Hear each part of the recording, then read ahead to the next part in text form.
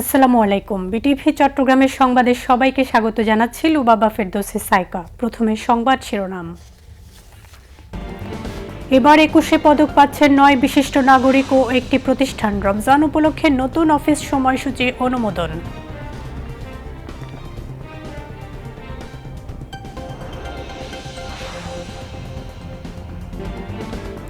আশুলিয়ায় ৬ জনের লাশ পোড়ানো সহ ৭ জনকে হত্যায় মানবতা বিরোধী অপরাধের মামলায় সাবেক সংসদ সদস্য সাইফুল ইসলাম সহ ৬ জনের মৃত্যুদণ্ড।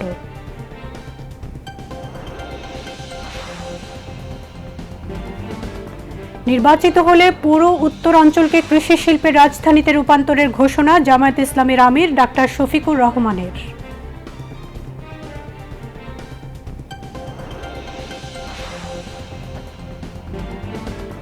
নির্বাচনে জালিয়াতির সম্ভাবনা নেই, অন্তর্বর্তী সরকার গুরুত্ব সহকারে আয়োজন করছে নির্বাচন, বললেন বিএনপি মহাসচিব মির্জা ফখরুল।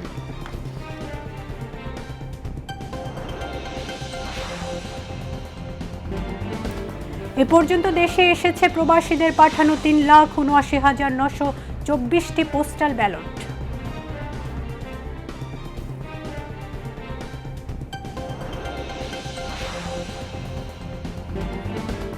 সেনা ক্যাম্প পরিদর্শন ও বেসামরিক প্রশাসনের সঙ্গে মত বিনিময়ে সেনাবাহিনী প্রধান। নির্বাচনে মাঠে থাকবে বিমান বাহিনীর ৩,৭৩০ সদস্য।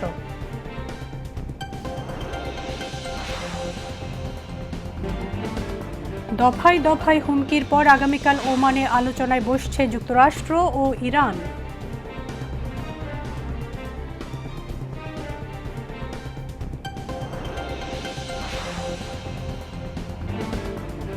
এবং মিরপুরে অদম্য বাংলাদেশ টি-20 কাপের উদ্বোধনী ম্যাচে ধূমকেতু একাদশের মুখোমুখি দুরন্ত একাদশ।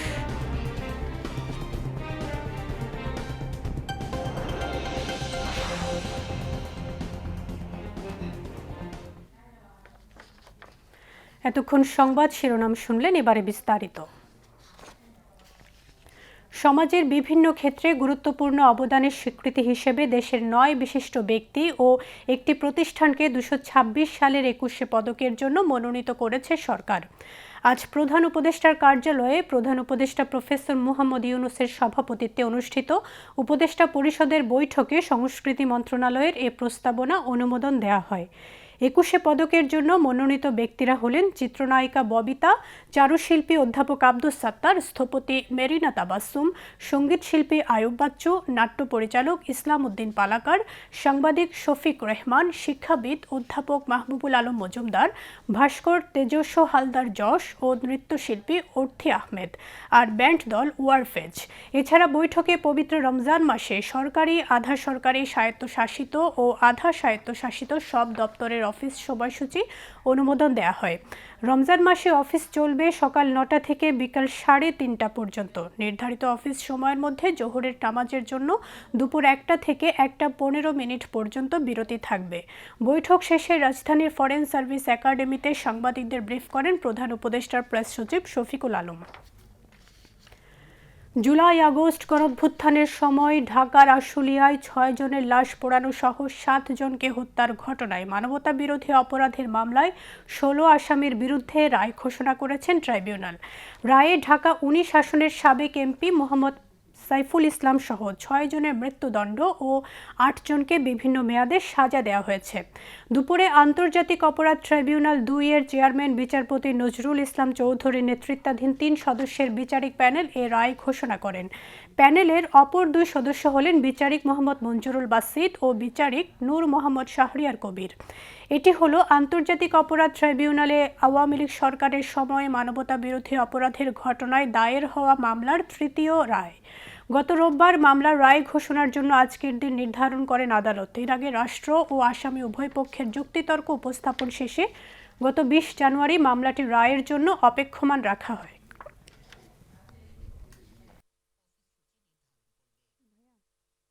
And command responsibility. The tribunal hereby convicts and sentences accused number 1 Muhammad Saiful Islam to imprisonment for life under section 3 subsection 2 clause H, section 4 subsection 1 and section 4 subsection 2 and read Section 4, subsection 3, read with Section 20, subsection 2, and 20A of the International Crimes Tribunal Act 1973 for complicity, participation in a joint criminal enterprise, and command responsibility as described in charge number 5.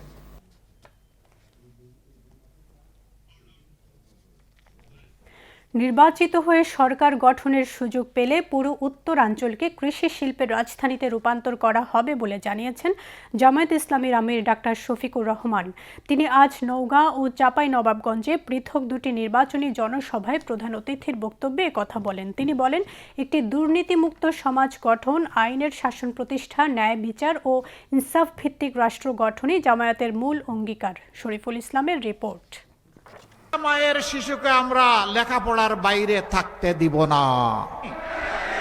ত্রয়োদশ জাতীয় সংসদ নির্বাচন ও গণভোট উপলক্ষে উত্তরের 4 জেলা সফরের অংশ হিসেবে নওগাঁর এটিএম মাঠে এক নির্বাচনী জনসভায় যোগ দেন জামায়াত আমির ডাক্তার শফিকুর রহমান। এ সময় তিনি বলেন, নির্বাচিত হয়ে সরকার গঠনের সুযোগ পেলে পুরো উত্তরাঞ্চলকে কৃষি শিল্পের রাজধানীতে পরিণত করা হবে। আমরা সকলের নিরাপত্তা এবং অধিকার নিশ্চিত করব ইনশাআল্লাহ। মাদের জন্য ঘরে চলাচলে, কর্মস্থলে, সমস্ত জায়গায় মর্যাদা আর তাদের জন্য নিরাপত্তা, এই দুইটা জিনিস ইনশাআল্লাহ নিশ্চিত করা হবে। কোন জালিম সাহস করবে না নারী জাতির কারো দিকে চোখ তুলে তাকানো। সেই পরিবেশ বাংলাদেশে ইনশাআল্লাহ তৈরি করা হবে। তিনি বলেন, একটি কল্যাণমুখী রাষ্ট্র বিনির্মাণে নারী পুরুষ সহ সবার সম অধিকার নিশ্চিত করা হবে। মানুষকে বোঝার চেষ্টা করে, মানুষ কি ভাবছে কান পেতে শুনে। পরে চাঁপাইনবাবগঞ্জের সরকারি কলেজ মাঠে এক নির্বাচনী জনসভায় যোগ দেন জামায়াত আমির ডাক্তার শফিকুর রহমান। প্রধান অতিথির বক্তব্যে জামায়াত আমির বলেন, একটি ন্যায়ভিত্তিক সমাজ প্রতিষ্ঠাই জামায়াতের মূল লক্ষ্য। তিনি বলেন, একটি দুর্নীতিমুক্ত আইনের শাসন প্রতিষ্ঠা ও ইনসাফ ভিত্তিক রাষ্ট্র প্রতিষ্ঠাই জামায়াতের মূল অঙ্গীকার। এই আমের রাজধানীতে আম সংরক্ষণ করার মতো কোনো হিমাগার বা সংরক্ষণগার নাই। ইনশাআল্লাহ আমরা ঘোষণা দিয়েছি, পুরা উত্তরবঙ্গকে আমরা কৃষি শিল্পের রাজধানীতে পরিণত করব। যেখানে বিশ্ববিদ্যালয় দরকার সেখানে বিশ্ববিদ্যালয় হবে, যেখানে সংরক্ষণ দরকার সেখানে হবে, যেখানে পরীক্ষাগার দরকার, গবেষণাগার দরকার সেখানে গবেষণাগার গড়ে তোলা হবে। আম এবং লিচুর প্রসেসিং করে সারা বছর খাওয়ানোর ব্যবস্থা করা হবে, বিশ্বেও রপ্তানি হবে ইনশাআল্লাহ। এইভাবে বাংলাদেশে এবং বিশ্বে আমরা চাপাইকে পৌঁছে দিতে চাই। এ সময় সমাবেশে অংশ নেয়া সর্বস্তরের মানুষের অকুণ্ঠ সমর্থন ও দোয়া প্রত্যাশা করেন জামায়াত আমির। আপনাদের যত ন্যায্য পাওনা আছে সবগুলা ইনশাআল্লাহ আপনাদের সাথে আলোচনা করে আপনাদের হাতে পৌঁছে দেওয়া হবে। Shariful Islam, BTV news, Dhaka. ত্রয়োদশ জাতীয় সংসদ নির্বাচনে জালিয়াতি হওয়ার সম্ভাবনা নেই। এবার সকল দল নির্বাচনে অংশ নিয়েছে এবং সরকারও এই নির্বাচন গুরুত্ব সহকারে আয়োজন করছে। আজ ঠাকুরগাঁওয়ে নিজ নির্বাচনী এলাকায় বিএনপির মহাসচিব মির্জা ফখরুল ইসলাম আলমগীর কথা বলেন। ধানের শীষে ভোট চেয়ে তিনি বলেন, ভোট হলো পবিত্র আমানত, তিনি কারো আমানত নিয়ে কখনো খেয়ানত করেননি। মির্জা ফখরুল বলেন, সততার সঙ্গে রাজনীতি করেছেন, ভবিষ্যতেও করবেন তিনি। 12 ফেব্রুয়ারির ভোটে জিতে তার দল বিএনপি সরকার গঠন করতে পারলে হিন্দু, মুসলিম, বৌদ্ধ ও খ্রিস্টান সবার মধ্যে সম্প্রীতি গড়ে তোলার প্রত্যয় ব্যক্ত করেন মির্জা ফখরুল। জামায়াতের সমালোচনা করে বিএনপি মহাসচিব বলেন, রাজনীতিতে প্রতিপক্ষের সমালোচনা করার আগে নিজের অবস্থান সম্পর্কে ধারণা থাকা উচিত।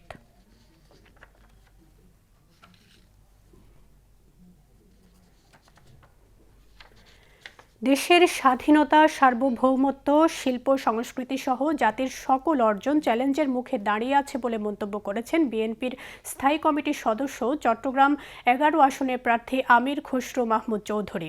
দুপুরে চট্টগ্রাম টেলিভিশন বেতার শিল্পী সংস্থার সদস্য সহ বিভিন্ন পর্যায়ের শিল্পীদের সাথে এক মত বিনিময় সভায় তিনি এই মন্তব্য করেন। আমির খসরু মাহমুদ চৌধুরী বলেন, বর্তমান প্রেক্ষাপটে দেশের অনেক কিছু চ্যালেঞ্জের সম্মুখীন। নারীদের প্রতি অসম্মানজনক কিছু কথাবার্তা পুরো জাতিকে ভাবিয়ে তুলেছে। তিনি এজন্য শিল্পী ও সংস্কৃতি কর্মীদের নিজ নিজ অবস্থান থেকে দায়িত্বশীল ভূমিকা রাখার পরামর্শ দেন। তো এটা খুবই দুর্ভাগ্য, একসময় চট্টগ্রাম ভাইব্রেন্ট একটা সাংস্কৃতিক অঙ্গন চট্টগ্রামে ছিল। বাংলাদেশের সব বড় বড় শিল্পী কিন্তু চট্টগ্রাম থেকে উঠে এসেছে, কিন্তু কেউ চিটাগাঙে থাকে নেই, কারণ সেই পরিবেশ সেই সুযোগ এখানে নাই বলে মানুষ বাইরে যাচ্ছে। সেটাও আমি ব্লেম করব না, মানুষ তো অপরচুনিটির জন্য যে কোনো সময় যেতেই পারে। তবে আমরা চাই চট্টগ্রামে একটা বড় সাংস্কৃতিক অঙ্গন গড়ে তোলার জন্য। আমরা যে বাংলাদেশ বর্তমান প্রেক্ষাপটে আমরা একটা চ্যালেঞ্জের সম্মুখীন হচ্ছে যে বাংলাদেশের সংস্কৃতি, আমাদের স্বাধীনতা যুদ্ধ সংস্কৃতি এবং সব কিছু মিলিয়ে মহিলাদের প্রতি একটা অসম্মানজনক কিছু কথাবার্তা, সব কিছু মিলিয়ে আমরা একটা চ্যালেঞ্জের সম্মুখীন হয়েছি। এই জন্য আমাদের প্রয়োজন যে সকলকে নাগরিকের ভূমিকায় যার যার অবস্থান থেকে একটু সক্রিয় থাকতে হবে। মত বিনিময় সভায় অন্যান্যের মধ্যে বিশিষ্ট সঙ্গীত শিল্পী আব্দুল মান্নান রানা, জাসাস চট্টগ্রাম মহানগরের সদস্য সচিব মামুনুর রশিদ শিপন, সঙ্গীত শিল্পী কল্যাণী ঘোষ, ফরিদ বঙ্গবাসী সহ সুরকার, গীতিকার ও বেতার টেলিভিশন শিল্পীরা বক্তব্য রাখেন। আসন্ন ত্রয়োদশ জাতীয় সংসদ নির্বাচন এবং গণভোটকে সামনে রেখে পর্যন্ত প্রবাসী বাংলাদেশিদের 3,79,924টি পোস্টাল ব্যালট দেশে এসে পৌঁছেছে। পোস্টাল ভোট বিডি অ্যাপের মাধ্যমে নিবন্ধিত প্রবাসীদের কাছে ইতোমধ্যে 7,66,062টি ব্যালট পাঠানো হয়েছে। এর মধ্যে বিদেশে অবস্থানরত 5,26,008 জন ভোটার তাদের ব্যালট হাতে পেয়েছেন এবং 4,80,416 জন ভোটার ভোটদান সম্পন্ন করেছেন। এখন পর্যন্ত সংশ্লিষ্ট দেশগুলোর পোস্ট অফিস বা ডাকবাক্সে 4,44,952টি ব্যালট জমা পড়েছে। এর মধ্যে রিটার্নিং কর্মকর্তা ব্যালট গ্রহণ করেছেন 1,07,168 জনের। এদিকে নির্বাচন কমিশন দেশের অভ্যন্তরে বসবাসরত ভোটারদের কাছেও পোস্টাল ব্যালট পাঠানো শুরু করেছে। সারা দেশে নিবন্ধিত 6,62,191 জন ভোটারের কাছে ইতিমধ্যে ব্যালট পাঠানো হয়েছে। আজ সকাল 9:30 পর্যন্ত পাওয়া তথ্য অনুযায়ী দেশে অবস্থানরত 2,60,447 জন ভোটার তাদের ব্যালট গ্রহণ করেছেন। তাদের মধ্যে 2,11,122 জন ভোট প্রদান শেষ করেছেন এবং 1,68,519 জন তাদের ব্যালট পোস্ট অফিস বা ডাকবাক্সে জমা দিয়েছেন। এর মধ্যে রিটার্নিং কর্মকর্তা ব্যালট গ্রহণ করেছেন 27,367 জনের। ত্রয়োদশ জাতীয় সংসদ নির্বাচন ও গণভোটে পোস্টাল ব্যালটের মাধ্যমে ভোট দেওয়ার জন্য দেশ বিদেশের মোট 15,33,684 জন ভোটার অ্যাপের মাধ্যমে নিবন্ধন করেছেন। আসন্ন ত্রয়োদশ জাতীয় সংসদ নির্বাচন ও গণভোট 2026 উপলক্ষে জাতীয় স্টেডিয়ামে অবস্থিত সেনা ক্যাম্প পরিদর্শন ও বেসামরিক প্রশাসনের সাথে মত বিনিময় করেছেন সেনাবাহিনী প্রধান general Wakeruzzaman.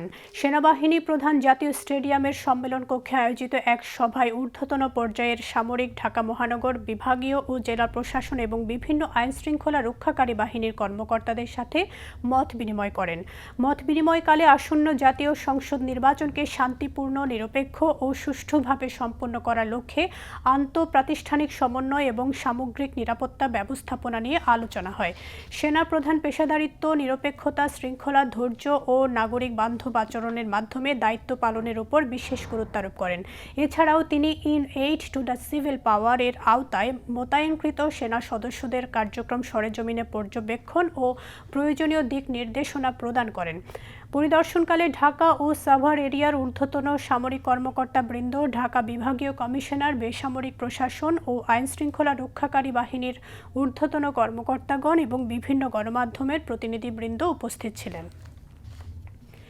Air chief marshal Hasan Mahmud Khan বলেছেন, জাতিকে একটা অনুকরণীয় নির্বাচন উপহার দিতে বিমান বাহিনী প্রতিজ্ঞাবদ্ধ। তিনি আজ ত্রয়োদশ জাতীয় সংসদ নির্বাচন ও গণভোট 2026 উপলক্ষে বিমান বাহিনীর মাঠ পর্যায়ে নিয়োজিত সদস্যদের ব্রিফিংকালে কথা বলেন। এ সময় বিমান বাহিনীর সদর দপ্তর ও বিভিন্ন ঘাঁটির ঊর্ধ্বতন কর্মকর্তাবৃন্দ উপস্থিত ছিলেন। বিমান বাহিনীর প্রধান জানান, এই প্রথমবারের মতো সেনাবাহিনীর সাথে নির্বাচনে মাঠ পর্যায়ে থাকবে বিমান বাহিনীর সদস্যগণ। ভোটকে সুন্দর ও নিরপেক্ষ করতে কোনো ধরনের পক্ষপাতিত্ব না করে সম্পূর্ণ পেশাদারিত্বের সাথে দায়িত্ব পালনের নির্দেশ দেন তিনি। আমরা বিভিন্ন সামরিক, আধা সামরিক আইন শৃঙ্খলা রক্ষাকারী বাহিনীর পাশাপাশি বিমান বাহিনী 12 ফেব্রুয়ারি অনুষ্ঠিতব্য জাতীয় সংসদ নির্বাচনকে নিরবিচ্ছিন্ন, বিশ্বাসযোগ্য ও অংশগ্রহণমূলক করার লক্ষ্যে সরকার কর্তৃক প্রদত্ত সকল দায়িত্ব পালনে সম্পূর্ণরূপে প্রস্তুত। যারা আমরা সব জায়গায় দায়িত্ব পালন করব, তাদের বিশেষ কাজ হচ্ছে যে আমরা যদি সুযোগ পাই আমরা আমাদের ভোট দেব, এটা আমাদের কনস্টিটিউশনাল রাইট, আমরা ভোট দিতে পারি। কিন্তু আমরা যখন ইউনিফর্ম পরে আছি আমরা কোনো পক্ষপাতিত্ব করতে পারবো না, আমরা কারোর জন্য ক্যাম্পেইনিং করতে পারবো না। এটা কিন্তু মাথায় পরিষ্কারভাবে ঢুকিয়ে নিতে হবে। কোনোভাবে আমাদের আচরণে, কোনোভাবে আমাদের ব্যবহারে আমরা কারো পক্ষ নিতে পারবো না। আমরা যে দায়িত্ব পালন করছি সেটা অনেক অনেক গুরু দায়িত্ব একটা। আমরা এই দায়িত্বটাই সঠিকভাবে পালন করব। আমাদের নিজস্ব ডিসিপ্লিন, এই ব্যাপারে কোনো ধরনের কম্প্রোমাইজ নেওয়া যাবে না। এবারে আন্তর্জাতিক সংবাদ।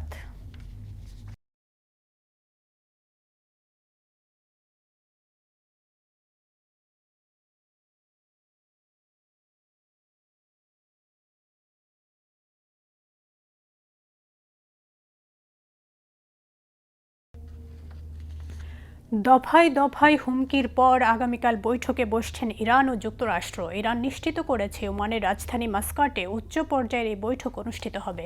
আলোচনার স্থান ও কাঠামো নিয়ে শুরুতে মতবিরোধ থাকলেও শেষ পর্যন্ত উভয় পক্ষ ওমানকে ভেন্যু হিসেবে বেছে নিয়েছে। এই আলোচনায় মধ্যস্থতাকারী হিসেবে ভূমিকা রাখছে কাতার, তুরস্ক ও মিশর। আঞ্চলিক উত্তেজনার মধ্যে অনুষ্ঠিতব্য এই বৈঠকে ইরানের পরমাণু কর্মসূচির পাশাপাশি ব্যালিস্টিক ক্ষেপণাস্ত্র এবং আঞ্চলিক নিরাপত্তা ইস্যু আলোচনায় আসতে পারে। বিস্তারিত ডেস্ক রিপোর্টে। ইরান ও যুক্তরাষ্ট্রের মধ্যে পরমাণু ইস্যুতে আবারও আলোচনার টেবিলে বসতে যাচ্ছে দুই দেশ। শুক্রবার ওমানের রাজধানী মাস্কাটে স্থানীয় সময় সকাল 10টায় এই উচ্চ পর্যায়ের বৈঠক অনুষ্ঠিত হবে। ইরানের পররাষ্ট্রমন্ত্রী আব্বাস আরাগচি বুধবার রাতে এই বৈঠকের বিষয়টি নিশ্চিত করেন। সামাজিক যোগাযোগ মাধ্যমে দেয়া এক বার্তায় আলোচনার আয়োজন করায় ওমান সরকারকে ধন্যবাদ জানান তিনি। এর আগে আলোচনার স্থান ও কাঠামো নিয়ে মতবিরোধের কারণে বৈঠকটি নিয়ে অনিশ্চয়তা তৈরি হয়েছিল। শেষ পর্যন্ত তুরস্ক নয়, ওমানেই আলোচনায় বসতে সম্মত হয়েছে উভয় পক্ষ। ইরানের প্রেসিডেন্ট মাসুদ পেজেশকিয়ান জানিয়েছেন তিনি পররাষ্ট্রমন্ত্রীকে ন্যায্য ও সমতাভিত্তিক আলোচনার নির্দেশ দিয়েছেন। তেহরানের ভাষ্য, নিজেদের স্বার্থ অক্ষুণ্ণ রেখেই কূটনৈতিক সমাধান চায় তারা। এদিকে যুক্তরাষ্ট্র আলোচনায় অংশগ্রহণের বিষয়টি নিশ্চিত করেছে। হোয়াইট হাউসের একজন কর্মকর্তা জানিয়েছেন ওমানেই অনুষ্ঠিত হবে এই বৈঠক। আলোচনার সম্ভাব্য কাঠামো নিয়ে মধ্যস্থতাকারী হিসেবে কাজ করছে কাতার, তুরস্ক ও মিশর। আল জাজিরার তথ্য অনুযায়ী এই আলোচনায় ইরানের ইউরেনিয়াম সমৃদ্ধকরণ সীমিত করা, ব্যালিস্টিক ক্ষেপণাস্ত্র কর্মসূচি এবং আঞ্চলিক মিত্রদের অস্ত্র সরবরাহের বিষয়গুলো আলোচনার টেবিলে থাকতে পারে। মার্কিন পররাষ্ট্রমন্ত্রী মার্কো রুবিও জানিয়েছেন যুক্তরাষ্ট্র শুধু পরমাণু কর্মসূচি নয়, ইরানের ক্ষেপণাস্ত্র সক্ষমতা, আঞ্চলিক প্রভাব এবং মানবাধিকার পরিস্থিতি নিয়েও আলোচনা করতে চায়। এই বৈঠক এমন এক সময়ে হচ্ছে যখন মধ্যপ্রাচ্যে উত্তেজনা নতুন করে বাড়ছে। ইরানের সাম্প্রতিক বিক্ষোভ দমনের পর মার্কিন প্রেসিডেন্ট ডোনাল্ড ট্রাম্প আরব সাগরে মার্কিন বাহিনী মোতায়েনের নির্দেশ দিয়েছেন। বিশ্লেষকদের মতে মাস্কাটের এই বৈঠক ইরান যুক্তরাষ্ট্র সম্পর্কের ভবিষ্যৎ দিকনির্দেশনা দিতে পারে। তবে বাস্তব অগ্রগতি হবে কিনা সেটি নির্ভর করছে আলোচনার ফলাফলের উপর। জাকিয়া জামান আনিকা, বিটিভি নিউজ।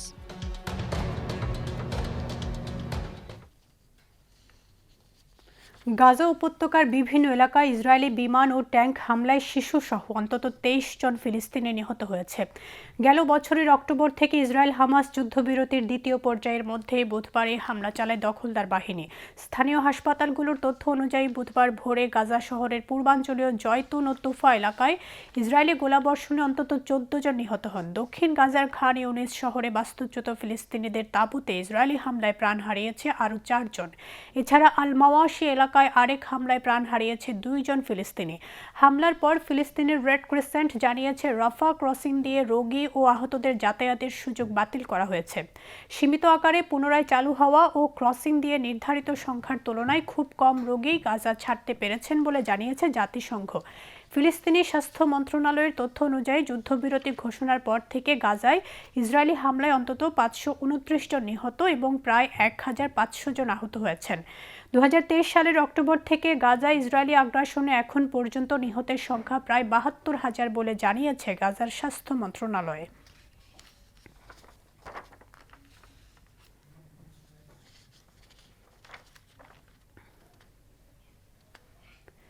চীন যুক্তরাষ্ট্র সম্পর্কের স্পর্শকাতর ইস্যু তাইওয়ান নিয়ে আবার উচ্চ পর্যায়ের আলোচনা হয়েছে। বুধবার মার্কিন প্রেসিডেন্ট ডোনাল্ড ট্রাম্পের সঙ্গে ফোন আলাপে তাইওয়ানে অস্ত্র সরবরাহের ক্ষেত্রে যুক্তরাষ্ট্রকে সতর্ক ও বিচক্ষণ থাকার আহ্বান জানিয়েছেন চীনের president Xi Jinping. Xi Jinping বলেছেন, ওয়াশিংটনের সঙ্গে সম্পর্ককে তিনি অত্যন্ত গুরুত্বের সঙ্গে দেখেন এবং আশা করেন উভয় দেশ পারস্পরিক মত পার্থক্য আলোচনার মাধ্যমে সমাধান করবে।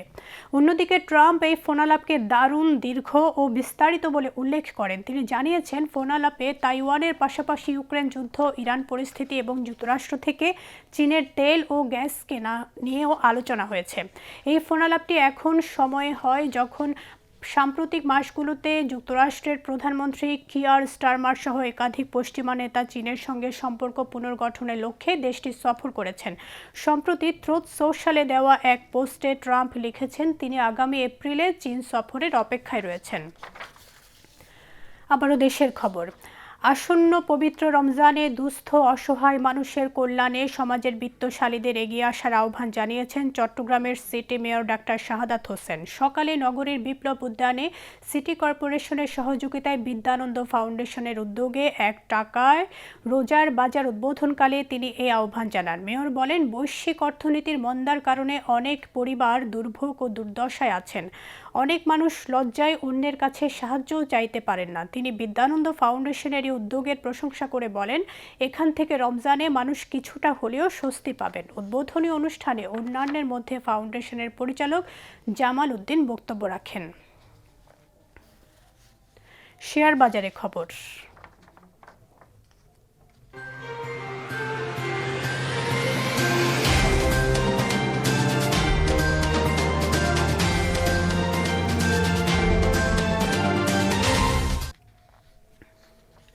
পবিত্র শবে বরাত উপলক্ষে একদিন বন্ধ থাকার পর লেনদেনের শুরুতে চট্টগ্রাম স্টক এক্সচেঞ্জে মন্দাভাব দেখা দিয়েছে। তবে আজ সার্বিক মূল্যসূচক কমে গেলেও সিএসসি 30-এর মূল্যসূচক বেড়েছে। দিন শেষে সার্বিক সূচক দাঁড়িয়েছে 14,731.46, যা পূর্ববর্তী দিনের চেয়ে শতকরা 0.19 কম। অপরদিকে সিএসসি 30-এর মূল্যসূচক দাঁড়ায় 13,333.1991, যা পূর্ববর্তী দিনের চেয়ে শতকরা 0.44 বেশি। আজ 187টি কোম্পানির 20,02,438টি শেয়ার লেনদেন হয়, যার মূল্য 7,17,21,000 টাকারও বেশি। এর মধ্যে 62টি কোম্পানির শেয়ার দাম বেড়েছে, 95টির কমেছে এবং 30টির দাম অপরিবর্তিত রয়েছে। এবার আন্তর্জাতিক মুদ্রা বাজারের খবর।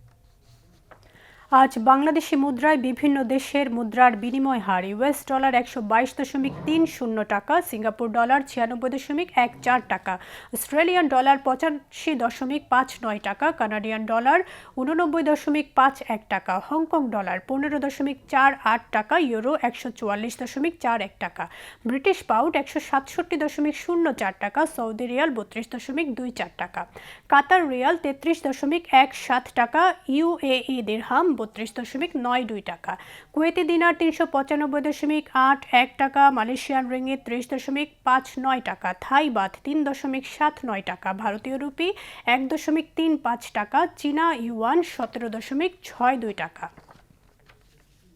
এবার খেলার খবর।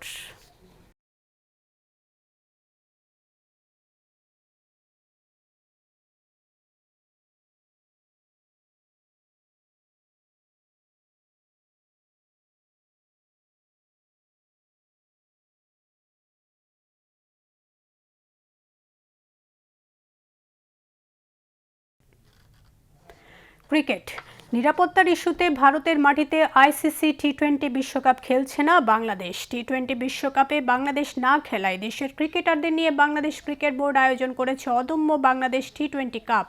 সন্ধ্যায় রাজধানীর মিরপুর শেরেবাংলা স্টেডিয়ামে উদ্বোধনী ম্যাচে মুখোমুখি হয়েছে লিটন দাসের ধূমকেতু একাদশ ও আকবর আলীর দুরন্ত একাদশ।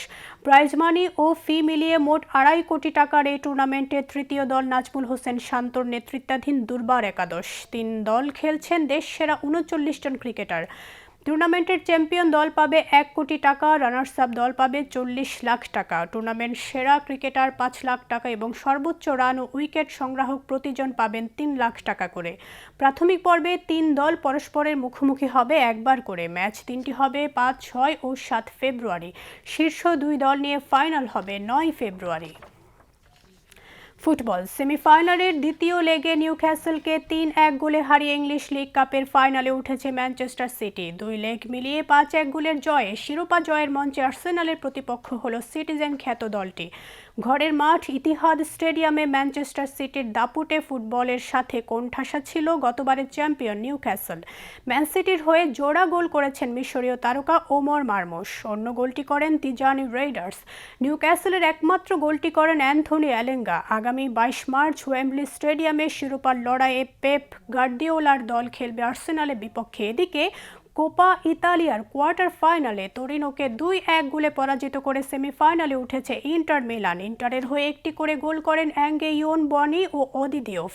তোরিনোর হয়ে সান্দ্রো কোলেনোভিচ একটি গোল শোধ করেন।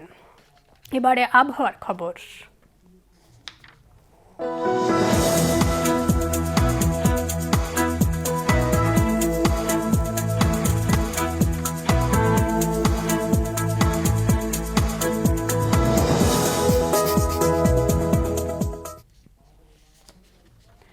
পতেঙ্গা আবহাওয়া অফিস জানিয়েছে আগামীকাল সন্ধ্যা 6টা পর্যন্ত চট্টগ্রাম এবং পার্শ্ববর্তী এলাকায় আকাশ অস্থায়ীভাবে আংশিক মেঘলা সহ আবহাওয়া শুষ্ক থাকতে পারে।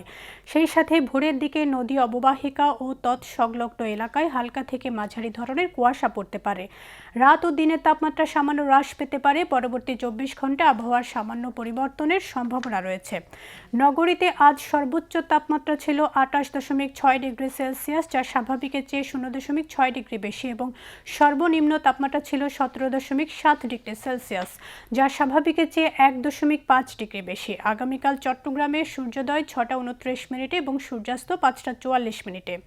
এবার জানিয়ে দিচ্ছি কর্ণফুলী নদীতে আগামীকালে জোয়ার ভাটার সময়সূচি। ভাটা শুরু হবে রাত 3টা 24 মিনিটে, জোয়ার সকাল 10টা 3 মিনিটে। পরবর্তী ভাটা শুরু হবে বিকেল 3টা 46 মিনিটে এবং জোয়ার রাত 10টা 10 মিনিটে।